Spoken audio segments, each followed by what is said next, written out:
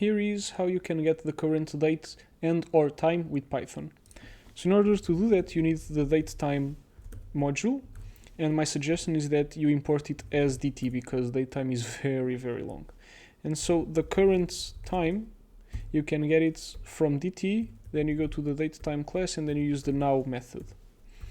And you get an object, which is a datetime object, with the year, the month, the day of the month, the current hour, the current minute, the current second, and the microseconds. And you can access all of this because these are all attributes, not months, but month. These are all attributes you can access. So the day, you can get the, so after the day you get the hour, the minute, the seconds, and the microsecond.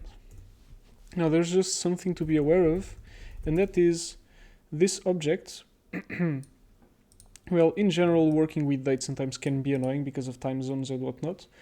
But for this particular object, the thing you get with the datetime, with the now method, this is now from the point of view of the computer where Python is running.